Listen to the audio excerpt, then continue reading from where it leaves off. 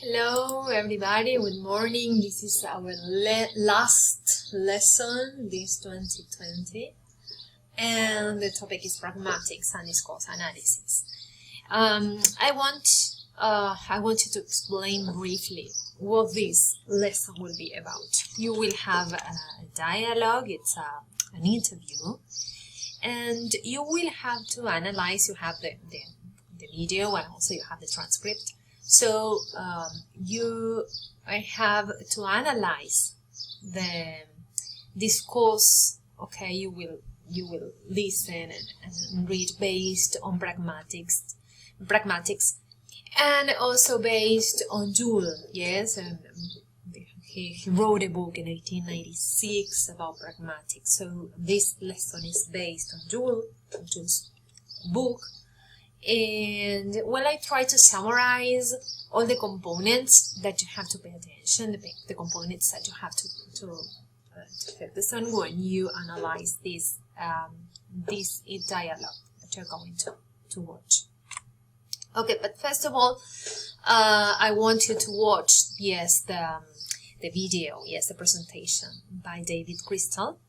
About what pragmatics is. I think that he explains that very well, and here you have some definitions, like what pragmatics is and what the background of pragmatics is. Remember that when we worked with semantics, we analyzed the meaning, yes, the meaning of language, how we make meaning of sentences and phrases and words. And in this case, we're adding another element, which is the context. So it is the study of contextual meaning. Not only, but then we worked with synonyms, with antonyms, and how they modify meaning and the relationship among words and the semantic relations among phrases and words and sentences, okay, and the conceptual meaning. Okay, in this case, is how the context affects meaning, basically. And so the study of contextual meaning communicated by a speaker or writer and interpreted by a listener or reader. Not only what the speaker wants to convey, but also what the listener understands or reader understands by it. So it's the study of relation of signs to their interpreters, as we said, speaker or writer, listener or reader, and the study of the relations between linguistic forms and its users. Because only pragmatics allows humans into the analysis. It has to do with their assumptions, their purposes, goals, and actions they perform while speaking.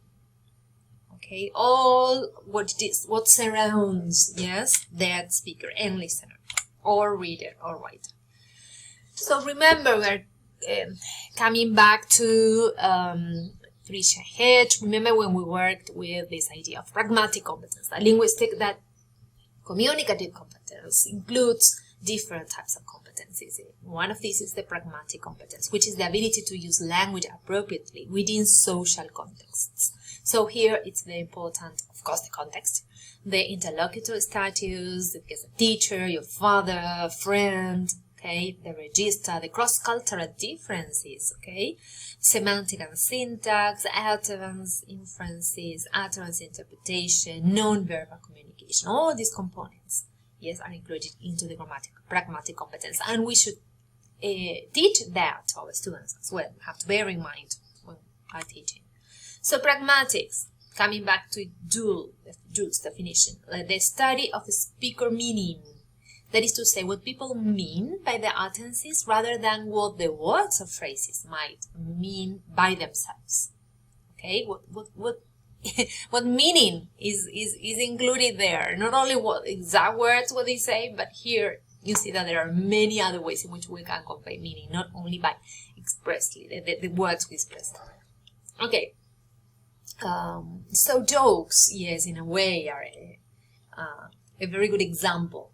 And some of you used, I think Daniela used a cartoon to express this idea of meaning and the way, yes, we interpret the ideas. So the study of contextual meaning, we said that pragmatics is a study of contextual meaning. So the context is very important. The circumstances and the audience or public, so we have their individuality, the time, location, activity, the relationships, okay? So those are the fundamental categories for context information. So I like this idea. It's the study of how more gets communicated than said.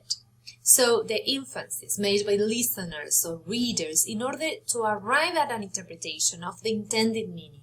A great deal of what is unsaid is recognized as part of what is communicated. Yes? So a great deal of what it is unsaid, so the tone of my voice, my face, okay, is recognized as well as part of what is communicated. So it's a study of invisible meaning. Yes, what did he really want to say? Is the study of expression of relative distance. Have a look at this idea, relative distance. So it has to do with the closeness or distance of the listener or reader that determines how much needs to be said. The closer we are, the less we have to say. So there is a store over there. Let's go inside, it means. No, I don't want to go inside. Why not? Why do you not want to go inside? I'm tired. I don't want to because I'm tired. So you see that as I said before, the closer you feel to that person, the less you need to say. In other words, pragmatics studies how people make sense of each other linguistically. So, did you? Hey, who wouldn't? Two friends in a conversation may imply some things and infer some others without providing any clear linguistic evidence. So pragmatics requires us to make sense of what people have in mind. Very interesting. So, some characteristics of pragmatics, it's their regularity. So likely people tend to behave in fairly regular ways when it comes to using language. As part of social groups, we follow generally expected patterns of behavior. So I'm going to say I found an old bag, the chain was rusted, and the tie is flat. So it would be pragmatically odd to say I found an old bike, a bike has a chain, the chain was rusted, the bike also has that, the tires of you know. So that would be wrong. I don't need to say more of what I know the other will understand. Okay, so and here comes this idea of deixis and distance that we worked with semantics. So remember when we talked about deixis, it says pointing via language. It's a Greek word. It means pointing via language. So to accomplish this pointing, we use deictic expressions to accomplish this pointing. So deixis is the action, yes? So to accomplish this pointing, we use deictic expressions, or also called indexicals. They are here. That is to say, what's that used to indicate something in the immediate context. So deictic expressions depend on the speaker and hearer sharing the same spatial context or in face-to-face spoken interaction. So I say, what's that? I mean, we need to share the same spatial context in order, because I'm pointing something. Look, I'm showing that. There are some types of indexicals or deictic expressions, which are person deixis used to point people, spatial deixis used to point location, temporal deixis used to point location in time. Now then, I put this here. Yes, we work with that in when we dealt with semantics. So this is what you have to find. Some examples, yes, in your piece of work you have to analyze. You have to find some examples. Then person deixis, there are three categories: the speaker, the addressee, or others. Of course, she, he, they.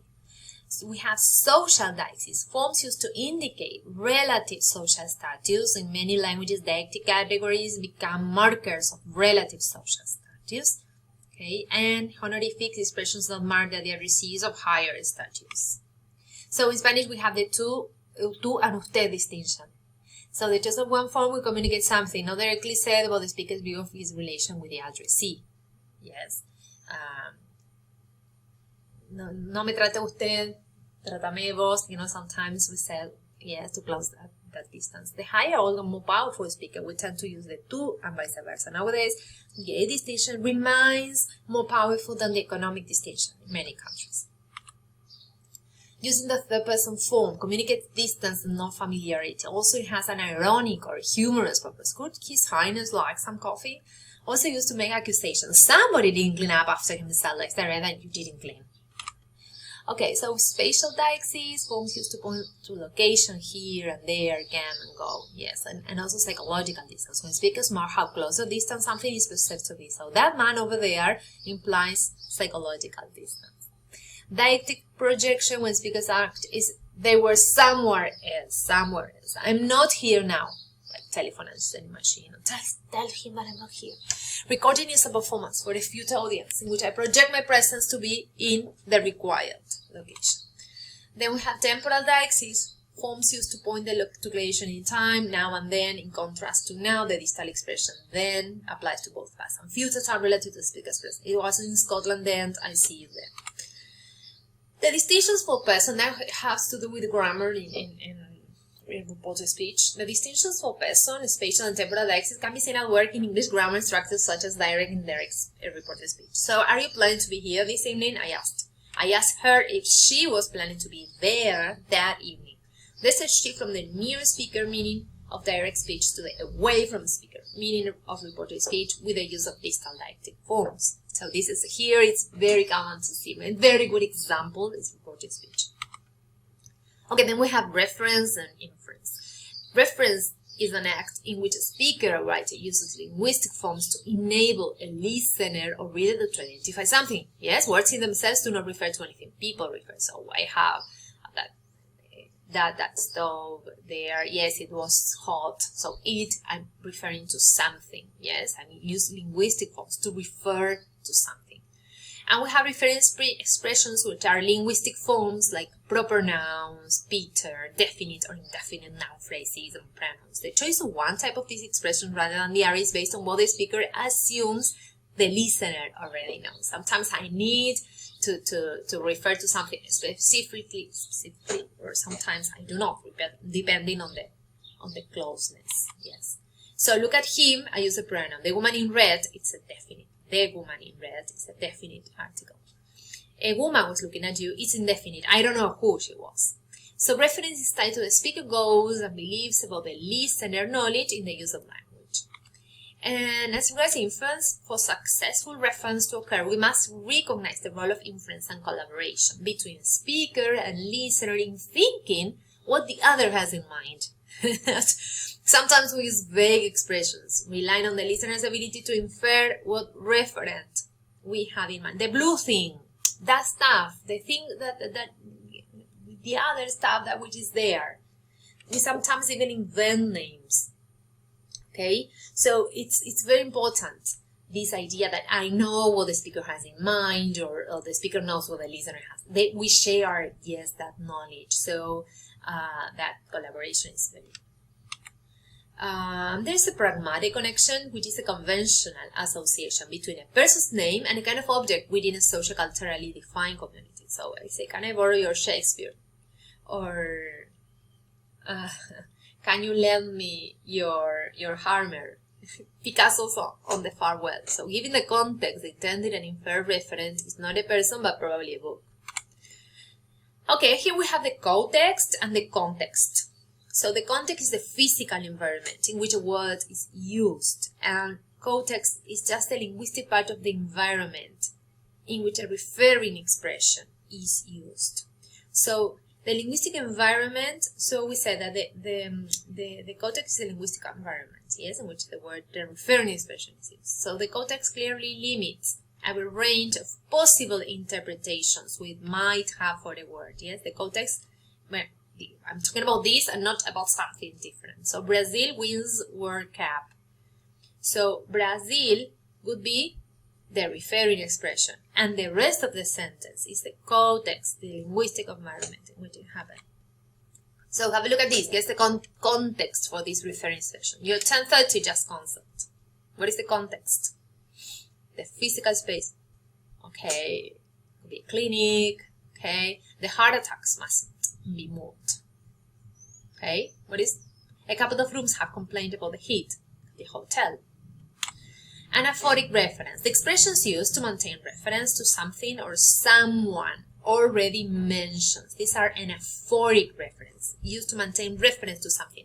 So a man was looking at us, he then disappeared. So he refers to a man. That is the anaphoric reference. The initial reference is often indefinite. a man could be, and is called the antecedent. The subsequent reference is a definite